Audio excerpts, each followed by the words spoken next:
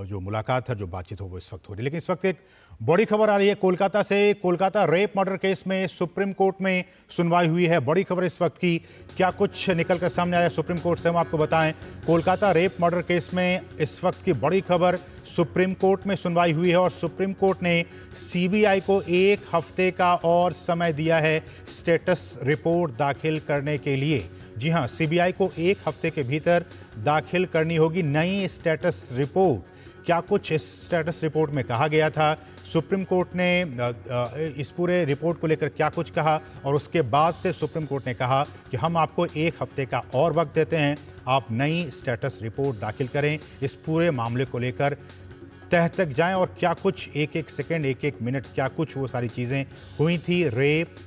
और murder case में, उसको लेकर आप हमें नई स्टेटस रिपोर्ट दें। तो ये इस वक्त की बड़ी खबर कि सुप्रीम कोर्ट ने कोलकाता रेप और मर्डर केस में सीबीआई को स्टेटस रिपोर्ट दाखिल करने के लिए 1 और हफ्ते का वक्त दिया है। हमारे साथ हमारे सहयोगी विकास सारथी इस वक्त बने हुए हैं। विकास, सुप्रीम कोर्ट ने आखिर ऐसा क्यों कहा, सीबीआई को 1 हफ्ते का और मोहलत क्यों दी गई?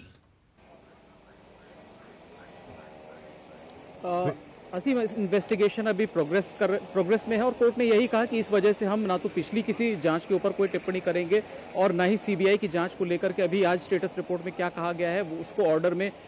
उसके बारे में कोई भी जानकारी कोर्ट की तरफ से दी गई। जो भी अब सीबीआई की नई स्टेटस रिपोर्ट होगी वो मंगलवार को कोर्ट उसको देखेगा।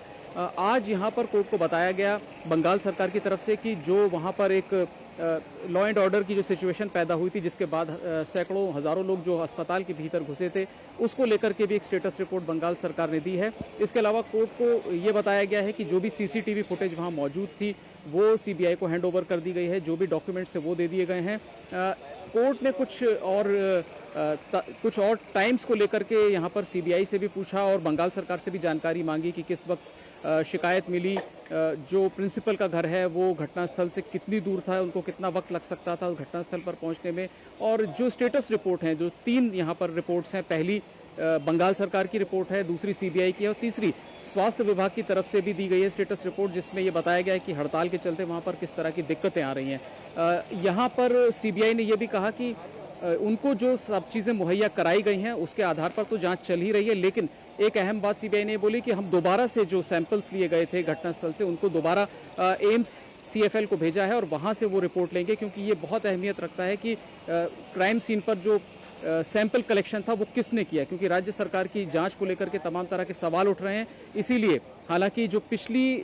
जो जांच हुई थी वो भी एक सेंट्रल एफएसएल लैब में हुई थी, लेकिन सीबीआई ने कहा कि हम दोबारा इसकी जांच करा रहे हैं और इसके चलते भी हो सकता है कि कुछ वक्त कोर्ट ने सीबीआई को देना उचित समझा कि अगली तारीख पर ये स्थिति और स्पष्ट होगी कि जो पिछली जो सीएफएसएल रिपोर्ट थी वो और अब जब एम्स से जो रिपोर्ट आएगी वो क्या दोनों एक हैं, क्या दोनों में कुछ फर्क है। विकास बहुत बहुत शुक्रिया, विकास बहुत बहुत शुक्रिया। लेकिन इस वक्त जो ताज़ा अपडेट है वो बता दें कि भारत और यूएई के बीच जो डेलीगेशन लेवल टॉक्स हैं उसकी शुरुआत हो गई है।